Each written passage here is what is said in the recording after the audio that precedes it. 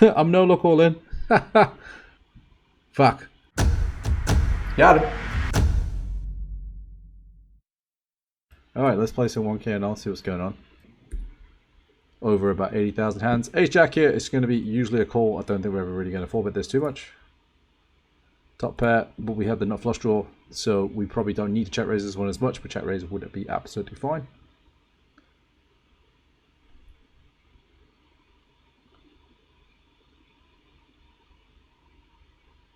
Large sizing doesn't really change much for me. I can just check call, check jam, turn. Diamond, don't need protection, have the ace of diamonds, not going anywhere. Debating a jam, debating a call versus that stack size is obviously not a fold. And if I do call, what to do on the river, I think our natural action is call. Just whether he just call like king queen, I don't think he does. And probably gonna have to hero call this river. He's got some bluffs here. Ace queen, king queen, ace 4. If he's got me, he's got me. Just unfortunate the way his hand's played up. Thank you for tuning in, Dale. Good to see you. Good luck, us.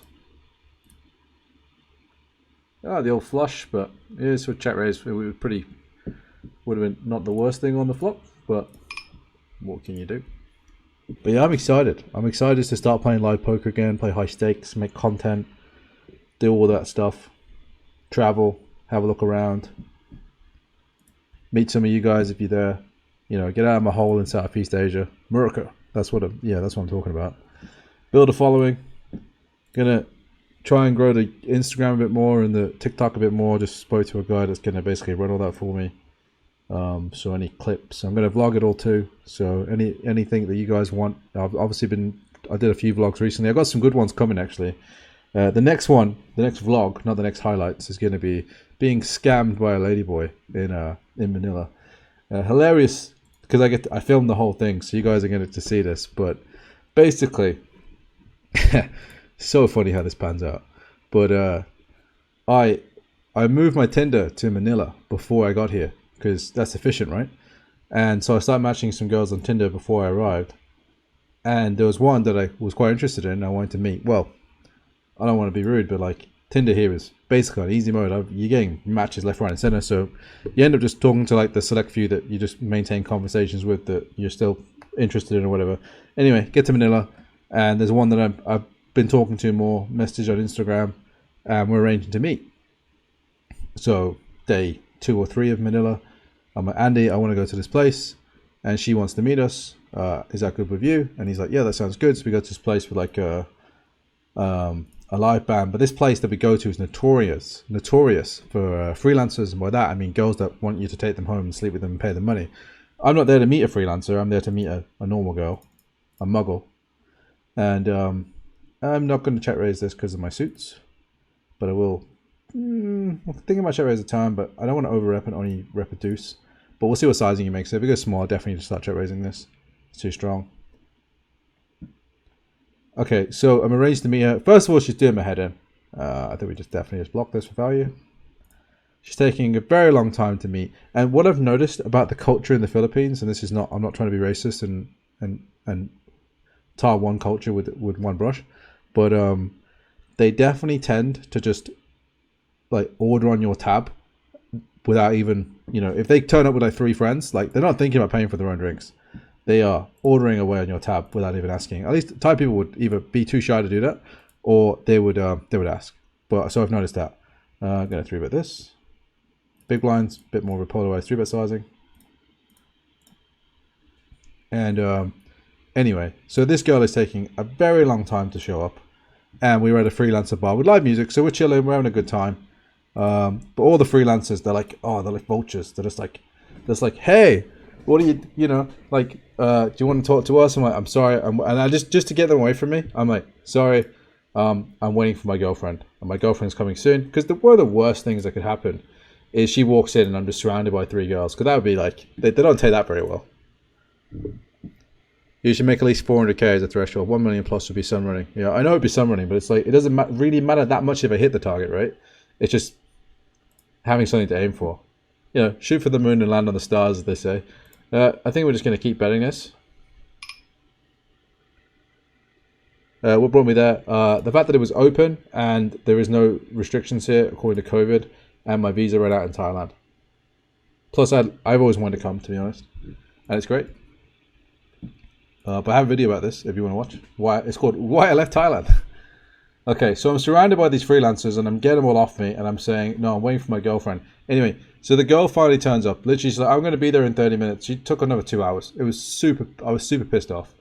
I'm like valuing how much I want to meet her versus how much the fact that she said she's only going to be 20 more minutes. I was literally about to leave and go somewhere else because I was just getting annoyed at the situation, etc. And I was kind of annoyed as well because I was with my mate. And I didn't want my mate to be like, oh fuck, this is a shit night because you know that bird and all this kind of stuff. So I felt a bit self-conscious that he was fine. So we ended up staying.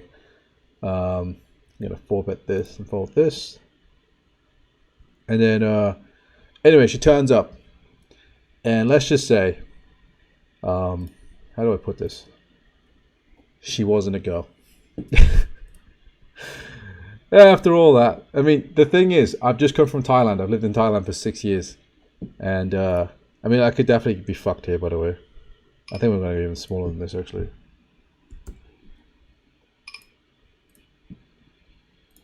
I lived in Thailand for 6 years. And every ladyboy that I've interacted with in Tinder or in those kind of settings, you see that 10% pop, boys? That's how you fucking use it. And that's how you fucking win. Because his range there on King 5-3 is like a reasonable amount of 2 pairs, some traps, but then everything else is just fucked. And when he's fucked, he's just going to fold anyway.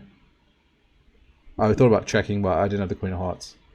And then, so she turns up. But what I'm saying, in Thailand, they just tell you. They're like, oh, by the way, I'm a ladyboy. Or they have it in the bio. Or they have it in Tinder. Or they have some way of telling you that they are a ladyboy. They don't want to hide it. But this one just turns up. And I'm like, oh my God. And I don't want to be rude because I'm in a different country. I don't know what the vibe is here. I don't know if I can just, say, yo, fuck off, because I'm just not, I haven't got that in me anyway. And then obviously all the girls in the club are like, oh, well, he said he's meeting his girlfriend and this fucking behemoth of a man has just turned up. And I'll just catch up with the chat and carry on the story. Are you going to be at the lodge? Yes, I am. Absolutely. I'm going to be going to the lodge and I'm excited about it. Been in contact with Doug and he's keen for me to vlog too, so that sounds good. Which game is better, Hustler or Poker After Dark? Poker After Dark, Hustler lineups seem amazing. Poker After Dark, I guess it depends who's on at the same time as me. They were talking about getting me on for a streamer vlogger game, and it was going to be like 10-20, and I was like, yo, can we play 200-400 please? Can we play some high stakes please? And they're like, well, all these TikTokers, they're not exactly gonna want to play 200-400. I was like, well, I'll play that game anyway just to get the exposure and the TV time or whatever, but please put me in the high stakes stuff. And they're like, all right, we'll see what we can do. I think this hand is a little bit weird in this spot. I don't think we'd necessarily want to value bet. We're going to win when it goes check, but I don't think we're going to be able to get value from much worse. Yeah, hard pot. Do I have to pay this? I probably do have to pay this and just lose to ace jack and ace 10. Just in case. Yeah, I think pay. Anyway, we open, we call a 3-bet here. I think we get to bet the flop with the open and nickel. We can call a raise. Yeah, so I've been telling everyone in the club that I'm waiting for my girlfriend, and then the ladyboy turns up. And we get to call this raise, I think. I don't think we want to jam. We can jam if we think he has bluff check raises, which he might, but I think we can just call and just basically reassess on turns. And we didn't get there. Sorry. Now we get to basically play versus sizing. If he jams, we fold. If it's small, we call.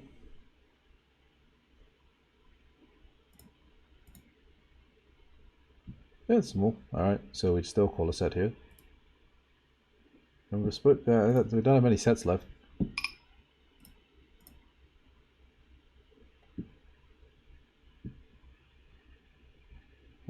So I don't have really have many other bluffs here. I guess we're praying for some sort of ace 4. He could trap 10s. I always have to bluff this now, unfortunately. Good luck us. I don't think this is going to work very often. I think he jams over pairs at least. So alright, fuck 10s. Oh my god, what? How has he got me there? How has he snapped? What the hell? What's gone on there? What's happened? How has he done that? Shit. He's put me on the 7-6. Jesus. Wow. Someone explain that one. Riddle me that one, somebody. Yeah, so I was waiting for my boyfriend. My boyfriend turned up. Yeah, no, I didn't want to wait either. So they get there, and then she's there with two of her friends. When she said she's just bringing her girlfriend, and she's there with a girl and a guy. Well, that kind of annoyed me too. Then they all order around, and they all order food, and I'm like, are you taking a piss? And then I don't want to be rude and be like, sorry, but you never told me you were a man. Because, I'm not trying to be like on PC or anything. I don't really care that she's a man. I'm just not interested. I don't want to But she really shouldn't be doing that. She really should be making it clear beforehand. Because some guys are fine with that. I just would have liked to know. Maybe I'd be okay with it. I probably wouldn't have been, but maybe. But I'd like to know the dishonesty or some kind of lack of dishonesty there is definitely, the deceit is on her side, I think, and she's going to lose mega points for that. And then, so then I just said to the waitress, like, I'll pay the bill. And I did it discreetly. And then when the bill was paid, I just left. And she said, oh, where are you going? And I said, look, nice to meet you. Bye-bye. And then we just left and went to another bar. And she's like, oh, where are you going? I was having a really good time with you. And I was just like, yeah, well, you brought another guy, you ordered 3 meals, and I think you're just taking the piss. So I never at any point mentioned to her that I was like, the ladyboy thing put me off, just because I don't want to they've got their own fucking issues and battles to deal with. I don't need to dwell on that. And she's like, I'm so sorry, can I make this up to you? I was like, oh, you're really not getting this. But yeah, that was pretty much the end of the story. So, but yeah, I waited 2 hours for a ladyboy to come meet me. Oh, and then the next day, we go back to the bar. And all the girls that saw us before, I was like, oh, so you're waiting for your girlfriend? And I was like, yeah. Queen, no good, sir. And they just gave me a lecture about, oh, some men are into ladyboys, and that's fine. Hey, how the fuck did that guy call today's king? Can someone tell me that? Oh. King 8 here, I 3-bet c-bet. I get raised. I don't think I'm ready to fold top pair. So I'm going to call. Spade. Probably neutral because I'm going to continue spades and he's going to not always raise spades. See what he does. Guess I let this go, even though I do think he could be bluffing me. And I've got queens again. When I play low stakes, if I lose at every pot, I play very loose for the rest of the game. Can you give me any advice? Well, why do you do that? Sounds like you have identified the issue there. I'd say just stop doing that. That'd be my recommendation. And that'll be $50 for the advice. Quarter 3-bet here. With Jack 10. Sort of, yeah, blind and blind. I'm going to have to probably check jam this flop now though. Oh, sorry, I'll just call that, sorry. Ace 9.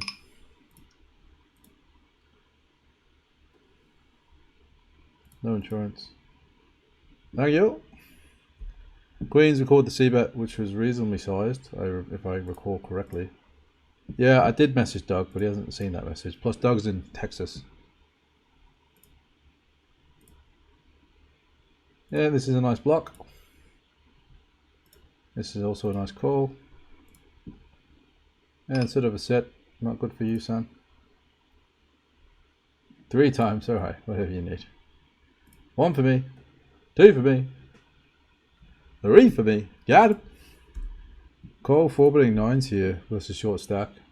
Quite like my size here. Obviously getting in against him. Good luck, us. Aces is a very good hand. Once I hit a 9 is how I'd like to play this. 7, 8. 7. 2. I didn't even see I could hit a 2. I bet I couldn't lose. Alright, nice. I got it all in with ace jack after 3-betting, and I'm against king jack, so that's worked out fine. Twice as good. And he folds here, by the way. Ace jack, we win the first one, and win the second one. Yeah, we're on a fucking heater. We're going to the fucking America, boys. We're going to win all the fucking bloody money. It's going to be fucking sick. Anyway, straddling for the boys. We'll straddle all the way up to 160 here, boys. Yeah, fuck it. 320. 640. All in. Oh, fuck. I thought I was fighting back with someone. I'm no look all in. I didn't realize I was doing that. I thought it was offering back the straddle because someone else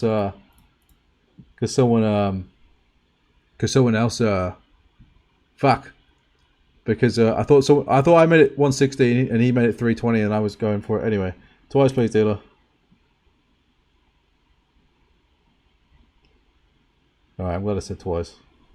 Yeah, hit a king or a jack. Go on. Now give me the second one. I deserve it. Hard. There we go. Chop it up. Rewarded for the fucking gamble there, boys. All right, let's end the session. Let's see how we did. I'm not sure how we did. We got stacked twice, didn't we? That ace king hand. I think based on that, I think we're down $700, maybe a bit less. All right, so we lost the ace king hand. Then we lost. Oh yeah, sorry, we lost the ace jack hand of you there for that, where it was jack high. We lost against king jack. Then we lost the ace king 7-6 bluff, and then we won queens against nines, and we trailed off at the end. Oh, we're actually up a little bit of money. Oh yeah, that other table didn't came to my account yet. All right, so we're actually up. I actually think we are up like $300 in the account. But we will break even EV wise. So not a bad test session, boys. Let me know what you think of YouTube. I'll stick around to answer questions in the chat. But that is all we have for today. Well, your comment did just appear. And with a nice stream. Thank you for tuning in. And thank you for enjoying the straddles and all that kind of good stuff. See you tomorrow.